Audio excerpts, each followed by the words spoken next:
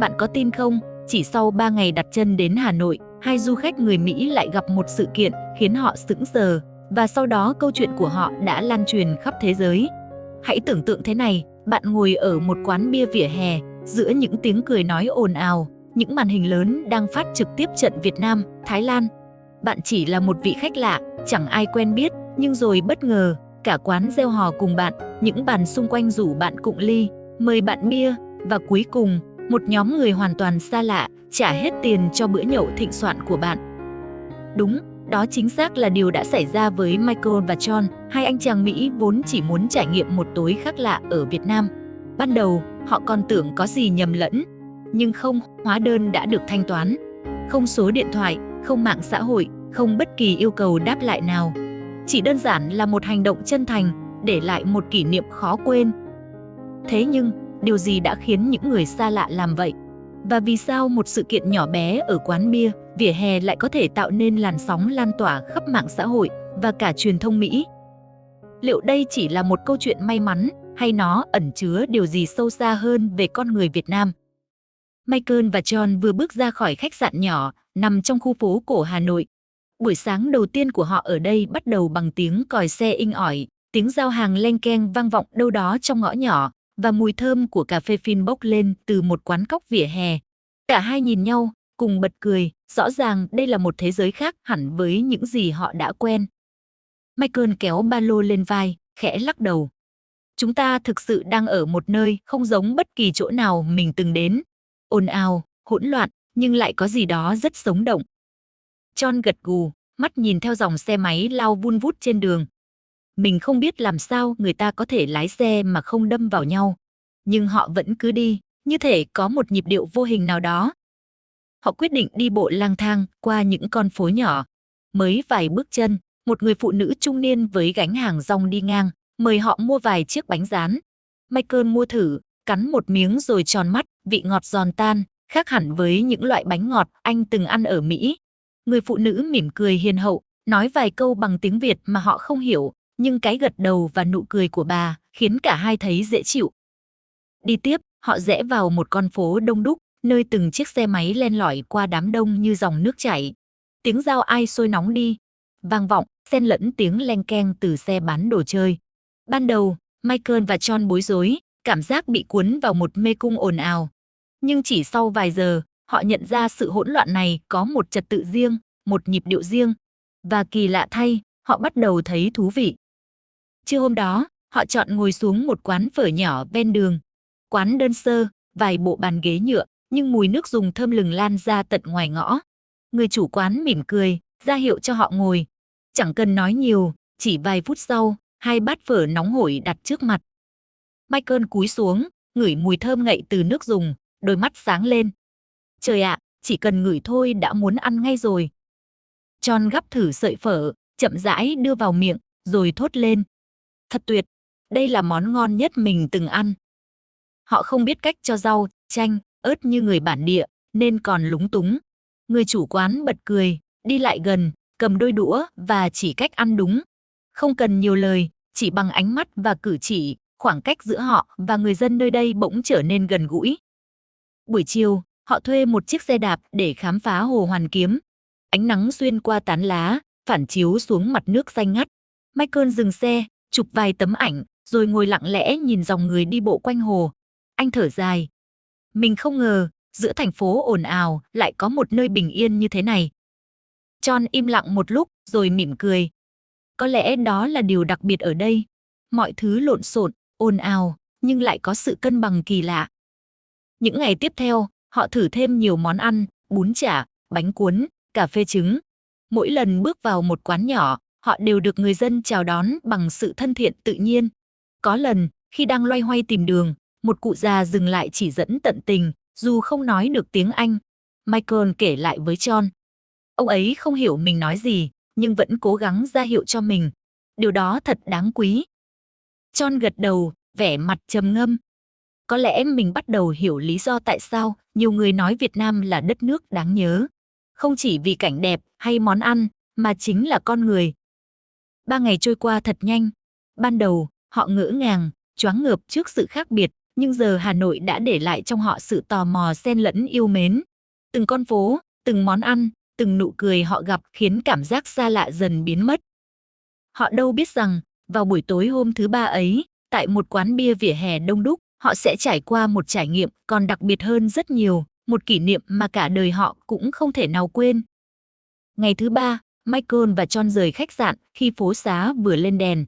Không khí Hà Nội lúc chập tối có gì đó rất khác, vẫn ồn ào, náo nhiệt, nhưng lại mang theo sự rộn ràng khó tả. Tiếng còi xe, tiếng nói cười, mùi khói bốc lên từ những bếp than ven đường hòa quyện thành một bản nhạc sống động. Họ đi bộ qua vài con phố, rồi dừng lại trước một quán bia hơi vỉa hè. Những chiếc bàn inox sáng bóng kê sát lề đường, ghế nhựa thấp san sát, khách ngồi kín chỗ. Từ góc phố, tiếng hò reo vang dội, trên màn hình TV treo tạm ngoài trời, đội tuyển Việt Nam đang đá trận quan trọng với Thái Lan.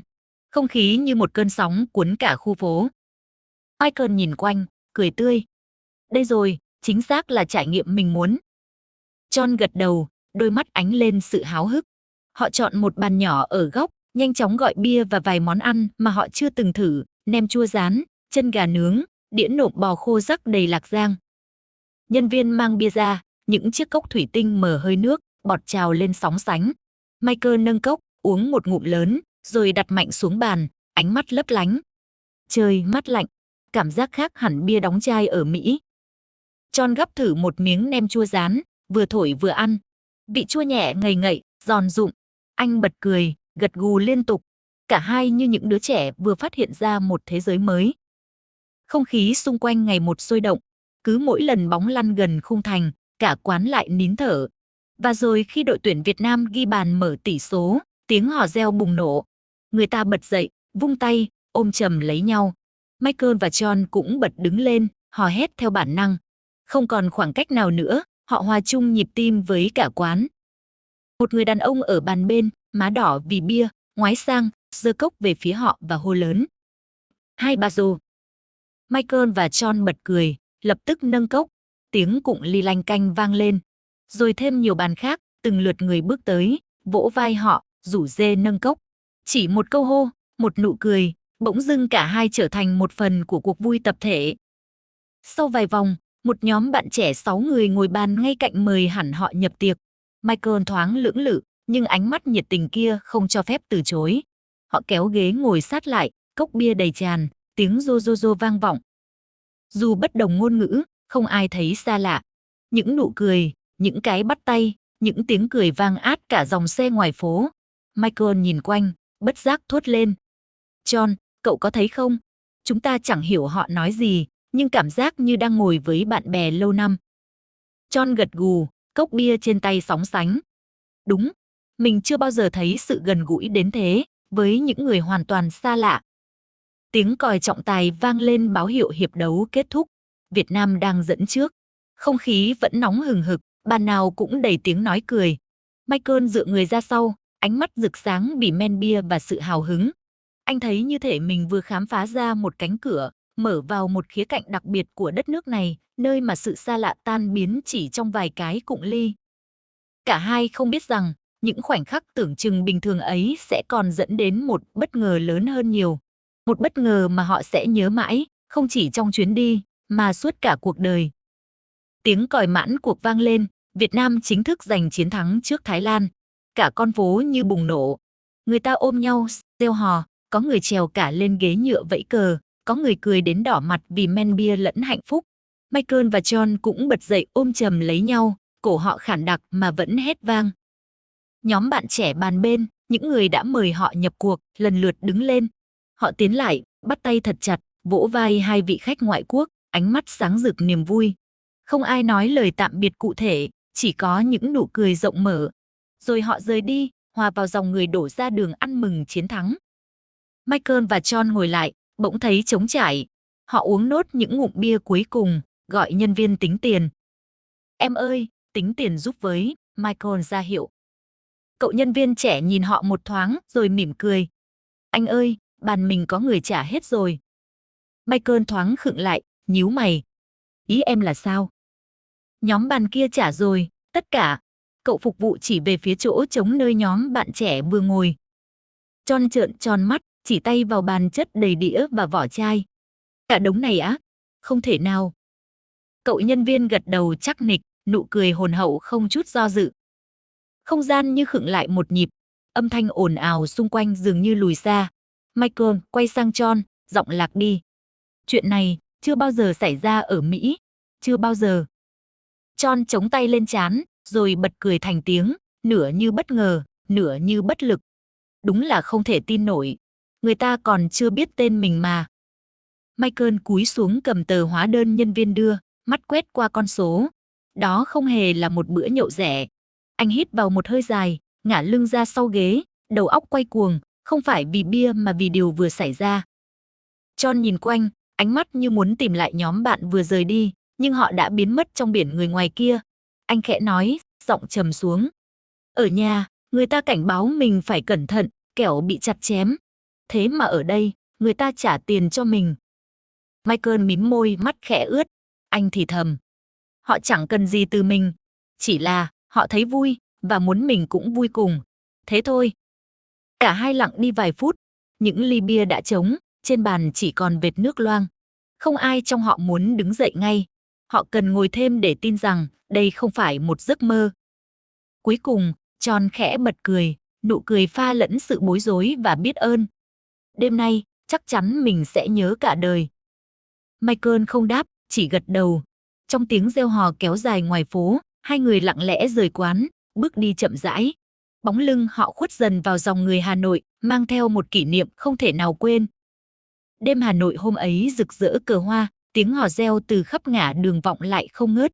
Michael và John bước chậm trên vỉa hè, hai tay đút túi quần, men bia vẫn còn lảng vảng trong huyết quản. Thế nhưng, thay vì chìm đắm hoàn toàn trong niềm vui chiến thắng đang bao trùm thành phố, tâm trí họ cứ xoáy mãi vào chuyện vừa xảy ra. Michael cất tiếng trước, giọng khàn khàn. Cậu có nghĩ có gì đó không ổn không? John ngước mắt nhìn đám đông trước mặt, người người đổ ra đường, vẫy cờ bấm còi inh ỏi.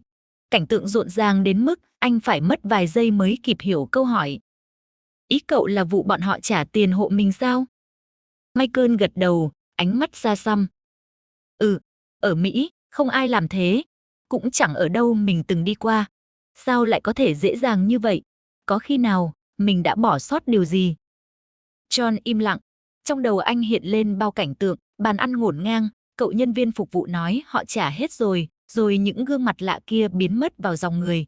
Không một lời giải thích, không để lại dấu vết. Anh khẽ nhăn mặt, lẩm bẩm. Hay là trò gì đó, như một kế hoạch. Michael quay phát sang. Kế hoạch gì cơ? Họ còn chẳng xin số điện thoại, chẳng đòi gì hết. Cả hai im lặng bước thêm mấy phút, tiếng hò reo chiến thắng vẫn vang trời, nhưng trong lòng họ lại chồng chất nghi ngờ. Họ nhớ lại trước khi đến Việt Nam, đã bao lần nghe bạn bè và đọc trên mạng những lời cảnh báo, cẩn thận nhé, dễ bị chặt chém lắm. Họ sẽ tìm cách moi tiền từ khách du lịch. Điều đó khiến cả hai vốn đã chuẩn bị sẵn tâm thế cảnh giác. Ấy vậy mà sau 3 ngày, chưa ai lừa lọc họ, thậm chí còn có một nhóm người xa lạ bỏ tiền ra cho họ một bữa ăn thịnh soạn. John thở dài, nửa cười nửa lắc đầu. Có thể mình đã gặp ngoại lệ chăng? May mắn quá mức. Michael lại không nghĩ vậy. Anh chậm rãi nói, mắt dõi theo một nhóm thanh niên đang phất cờ chạy xe máy qua. Nhưng nếu là may mắn, thì nó lạ lùng thật. Cậu có thấy ánh mắt họ không? Khi hô 1, 2, 3 rô, khi chia tay mình, đâu có giống một trò đùa. Nó chân thành quá mức. John không đáp. Anh rút điện thoại ra, mở camera, định quay cảnh phố phường ăn mừng, nhưng rồi lại hạ tay xuống. Trong đầu anh cứ quanh quẩn câu hỏi, tại sao? Họ về đến khách sạn, bước vào căn phòng yên tĩnh trái ngược hẳn với sự náo nhiệt ngoài kia. Cánh cửa khép lại, để lại một khoảng lặng dài. Michael ngồi phịch xuống giường, chống tay lên đầu gối. John thì đi vòng vòng, gương mặt trầm tư. Có khi nào mình hiểu sai không? John hỏi, giọng thấp đi. Michael ngẩng lên. Ý cậu là gì? Có khi nào, ở đó, ai đó đã gài gì vào hóa đơn? Hoặc họ muốn lấy gì đó từ mình sau này? Michael nhìn bạn, khẽ lắc đầu. Anh cười nhạt. Không, John ạ, mình không nghĩ vậy. Nếu họ muốn gì, họ đã hỏi rồi. Nhưng họ đi, không để lại gì cả. Đơn giản, họ muốn làm thế thôi. Căn phòng lại rơi vào im lặng. chỉ có tiếng xe ngoài đường vọng lên, tiếng người hò reo xa dần. John buông mình xuống ghế, tay vò tóc. Mình không biết phải tin cái gì nữa. Ở Mỹ, người ta không bao giờ mời cậu bữa tối lớn rồi biến mất. Ở châu Âu, người ta có thể lịch sự, nhưng không tới mức này. Còn ở đây, người ta cho mình một điều không thể giải thích nổi. Michael dựa lưng vào tường, mắt lim dim. Anh khẽ thì thầm. Có thể, chính vì mình không thể giải thích, nên nó mới đáng nhớ. Họ nằm dài trong phòng, mỗi người đuổi theo một dòng suy nghĩ. Bên ngoài, Hà Nội vẫn ồn ào mừng chiến thắng, còn trong lòng họ, những dấu hỏi không ngừng gõ nhịp. Liệu đây có phải là một ngoại lệ hiếm hoi? Hay đó là điều bình thường mà chỉ khi đến Việt Nam, họ mới được chứng kiến? Đêm ấy, cả hai chẳng thể nào ngủ yên. Trở về khách sạn, dù đã muộn, Michael và John vẫn chẳng tài nào ngủ nổi. Trong đầu họ cứ xoáy mãi câu hỏi, tại sao? Họ ngồi bên cửa sổ, nhìn xuống phố Hà Nội vẫn còn rực rỡ cờ hoa, tiếng xe máy hú, còi ăn mừng vọng lại không ngừng. Michael cầm điện thoại, mở Instagram. Anh do dự một lúc rồi quay sang John. Chúng ta phải kể chuyện này, không thì mai dậy sẽ tưởng như mơ mất. John gật đầu. Thế là Michael gõ từng chữ, xen lẫn vài tấm ảnh chụp lúc ở quán bia, bàn inox đầy cốc, nụ cười rạng rỡ, những cánh tay giơ cao khi hô 1, 2, 3 rô. Anh viết ngắn gọn nhưng chân thật. Đêm nay ở Hà Nội, chúng tôi ngồi nhậu cùng những người xa lạ. Họ mời bia, mời ăn, rồi âm thầm trả toàn bộ hóa đơn cho chúng tôi trước khi rời đi. Chưa từng có chuyện như thế ở bất cứ nơi nào chúng tôi từng đi qua. Anh bấm đăng. Chỉ vài phút sau, điện thoại rung liên tục, lượt thích tăng vọt, bình luận ùn ùn đổ về. Nhiều người bán tín bán nghi. Không thể nào, ở Việt Nam à? Đùa thôi đúng không? Có chiêu trò gì đấy, mấy ông bị gài rồi. Một số khác thì phản ứng gay gắt hơn. Ở đó nổi tiếng chặt chém khách du lịch mà, chuyện này nghe không thật chút nào. Michael đọc, lắc đầu cười khổ. John ngồi cạnh, nhíu mày. Họ nghĩ mình bịa đặt, thật khó tin ư. Nhưng rồi giữa những dòng hoài nghi, bắt đầu xuất hiện những bình luận khác. Một du khách từng đi Việt Nam viết. Không lạ đâu, tôi từng bị lạc vào một ngôi làng nhỏ, chỉ định hỏi đường mà được người dân kéo vào ăn cơm cùng gia đình. Một người khác kể, tôi từng được mời dự một đám cưới ở miền quê Việt Nam, dù chẳng quen biết ai. Họ cứ bảo, khách tới là vui rồi, cứ ngồi ăn đi. Và còn một người nữa. Tôi từng ngồi quán bia Sài Gòn, chỉ cười với bàn bên, thế mà họ kéo cả nhóm chúng tôi nhập bàn, bao luôn mấy vòng bia. Ở Việt Nam chuyện này bình thường thôi. Những dòng chia sẻ ấy như ánh sáng xuyên qua đám mây hoài nghi. Michael và John đọc từng dòng, lòng họ dần ấm lại. Không chỉ họ, đã có nhiều du khách từng trải qua điều tương tự. Và giờ, chính họ cũng trở thành một phần trong bức tranh ấy. Số lượt bình luận tăng vọt, có người tỏ ra tò mò. Có thật là ở Việt Nam, chỉ cần cười thôi cũng được mời ăn uống à? Nghe như cổ tích vậy, tôi phải thử mới tin. John ngả lưng ra ghế, phì cười. Có khi mai mốt người ta ùn ùn kéo sang Việt Nam chỉ để xem có được mời bia thật không đấy. Michael nhìn màn hình điện thoại, thấy hàng nghìn người tranh luận, kể chuyện, xác nhận. Anh chậm rãi nói. Có thể, đây không chỉ là câu chuyện của chúng ta nữa. Nó đã chạm đến nhiều người rồi. Bên ngoài cửa sổ, tiếng reo hò của người dân Hà Nội vẫn rộn ràng. Nhưng lúc này, một làn sóng khác đang dâng lên trên mạng xã hội. Một làn sóng không kém phần sôi động, lan truyền từ hai vị khách xa lạ về tận bên kia bán cầu. Chỉ sau một đêm, câu chuyện của Michael và John đã vượt ra ngoài phạm vi Instagram cá nhân. Sáng hôm sau, khi họ tỉnh dậy, hàng chục tin nhắn và email từ bạn bè gửi tới. Ê hai ông lên báo rồi kìa, kèm theo những đường link dẫn đến các trang tin tức ở Mỹ. Một số tờ báo lớn đã đăng lại toàn bộ bài viết, kèm hình ảnh bàn bia vỉa hè Hà Nội. Họ gọi đây là câu chuyện kỳ lạ về lòng hiếu khách. Kênh truyền hình còn mở đầu bản tin buổi tối bằng câu hỏi. Liệu có một đất nước nơi những người xa lạ sẽ mời bạn bia, chia sẻ món ăn, rồi âm thầm trả cả hóa đơn mà chẳng mong điều gì đáp lại? Sức hút ấy lan nhanh như lửa gặp gió. Càng nhiều bài báo xuất hiện, càng nhiều người tò mò muốn tận mắt kiểm chứng. Vé máy bay đến Việt Nam bỗng tăng vọt. Các hãng lữ hành thông báo số tour đặt tới Hà Nội và thành phố Hồ Chí Minh tăng gấp đôi chỉ trong vài tuần. Nhiều du khách Mỹ, châu Âu chia sẻ thẳng thắn, Chúng tôi muốn biết câu chuyện ấy có thật hay chỉ là sự cường điệu. Và rồi, những trải nghiệm mới dần xuất hiện. Một nhóm sinh viên từ California viết trên blog du lịch của mình. Chúng tôi ngồi ở một quán bia nhỏ gần Hồ Gươm. Ban đầu chỉ định gọi vài chai để thử, nhưng rồi cả bàn bên cạnh xoay ghế lại, kéo chúng tôi nhập bàn. Không ai nói tiếng Anh nhiều, chỉ cần cười, giơ ly và đồng thanh 1, 2, 3 rô. Cảm giác đó chưa từng có. Cặp vợ chồng trung niên người Canada kể. Chúng tôi đi lạc ở phố cổ, được một gia đình mời vào nhà chỉ để uống trà và ăn hoa quả. Không bán gì, không xin gì, chỉ ngồi nói chuyện bằng ánh mắt và nụ cười. Khi rời đi, họ còn dúi vào tay chúng tôi một túi quýt nhỏ. Một du khách người Đức thì bật cười trong vlog của mình. Tôi mới ngồi xuống bàn bia ở Sài Gòn, chưa kịp gọi món thì bàn kế bên đã mời ngay một chai. Và không chỉ một lần họ rót liên tục. Tôi nghĩ bụng, chắc tối nay tôi sẽ không phải trả đồng nào mất. Trên mạng, hàng loạt video, ảnh chụp, bài viết chia sẻ về những cuộc gặp gỡ bất ngờ này. Dù không phải ai cũng được bao nguyên hóa đơn như Michael và John, nhưng gần như tất cả đều chung một cảm nhận, người Việt sẵn sàng mở lòng với người lạ. Michael và John theo dõi mọi thứ từ chiếc điện thoại trong khách sạn. Cứ vài phút lại có một bài báo mới, một đoạn video mới được chia sẻ. John nhìn Michael, nửa đùa nửa thật. Cậu biết không, chúng ta đã biến cả quán bia vỉa hè thành điểm check-in toàn cầu mất rồi. Michael chỉ cười, nhưng trong lòng dấy lên một cảm xúc khó tả. Anh thấy tự hào thay cho những con người mà họ chỉ mới quen thoáng qua. Không ai biết tên họ, không để lại số điện thoại, nhưng chính hành động giản dị ấy đã mở ra một làn sóng khiến cả thế giới phải tò mò. Ở khắp nơi, du khách bắt đầu kể lại trải nghiệm riêng. Có người nói họ được mời bia đến mức không thể từ chối nữa, có người nói họ được kéo vào ăn cùng một gia đình, thậm chí có người được mời dự lễ cưới ngay trên đường đi qua. Mỗi câu chuyện đều mang một màu sắc khác nhau, nhưng tất cả cùng chung một điểm, sự cởi mở, chân thành và hiếu khách.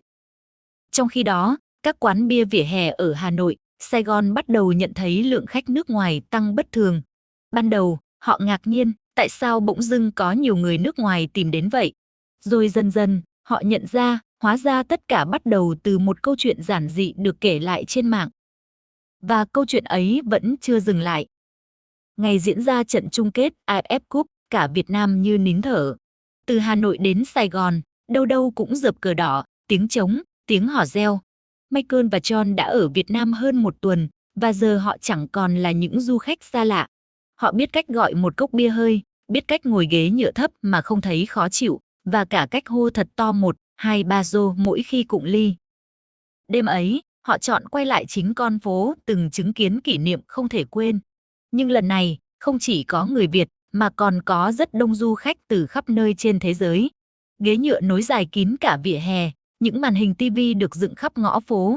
Cả thành phố chờ đợi khoảnh khắc lịch sử. Khi Việt Nam ghi bàn mở tỷ số, không khí nổ tung. Tiếng hò reo, pháo sáng, những cái ôm những ly bia tung bọt. Michael và John bật dậy, ôm chặt lấy nhau, rồi lại ôm những người hoàn toàn xa lạ ngồi kế bên. Họ không còn bỡ ngỡ, mà đã hòa vào nhịp tim chung của cả đám đông. Bên cạnh họ, một nhóm người Việt quay sang mời.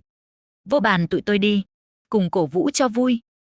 Michael và John cười rạng rỡ, gật đầu liên tục. Không ai cần biết họ là ai, đến từ đâu. Chỉ cần cùng nhau hô vang cho đội tuyển Việt Nam, thế là đủ. Trận đấu căng thẳng kéo dài, từng phút nghẹt thở. Và rồi, khi trọng tài thổi còi kết thúc, Việt Nam giành chiến thắng. Ngôi vô địch. Cả con phố, cả thành phố, cả đất nước vỡ òa. Người ta đổ tràn ra đường, xe máy, ô tô, cờ đỏ bay phần phật. Michael và John được kéo theo dòng người. Một chàng trai trẻ khoác vai họ, đưa cho mỗi người một lá cờ nhỏ. Một cô gái cười tươi, dúi vào tay họ lon bia lạnh. Họ vừa cười, vừa hét khản giọng, vừa thấy tim mình như đập cùng nhịp với tất cả. Trong khoảnh khắc đó, Michael quay sang John, hét lớn giữa tiếng ồn ào. Cậu thấy không? Ở đây, ai cũng coi niềm vui là của chung. John gật đầu, mắt sáng rực. Đúng vậy, họ chẳng giàu có, nhưng họ giàu tình cảm hơn bất cứ nơi nào khác. Đêm đi bão ấy, Michael và John không chỉ thấy Việt Nam ăn mừng chiến thắng. Họ thấy những du khách như mình, từ Mỹ, Đức, Nhật, Canada, cũng cùng cười, cùng hô vang, cùng được chia sẻ niềm vui. Không còn ranh giới quốc tịch, chỉ còn sự kết nối bằng nụ cười và sự hào phóng giản dị. Khi dòng người tan dần, họ đứng lại bên hồ, lặng im nhìn hàng ngàn lá cờ vẫn phấp phới trong gió. Michael nói nhỏ, như tự nhủ với chính mình. Người Việt có thể không giàu tiền bạc, nhưng chắc chắn họ giàu một thứ mà cả thế giới đang thiếu, sự cởi mở và tấm lòng sẵn sàng chia sẻ. John không đáp, anh chỉ khẽ mỉm cười, rồi giơ điện thoại lên, chụp một bức ảnh. Một khoảnh khắc lặng yên giữa đêm hân hoan, một kỷ niệm sẽ đi theo họ suốt đời. Bạn nghĩ sao? Nếu là bạn có tin rằng chỉ một nụ cười cũng có thể mở ra một bữa tiệc, một kỷ niệm khó quên nơi đất khách? Hãy để lại suy nghĩ bên dưới và đừng quên đăng ký kênh Kể Chuyện Xuyên Việt để theo dõi nhiều câu chuyện đầy cảm hứng khác.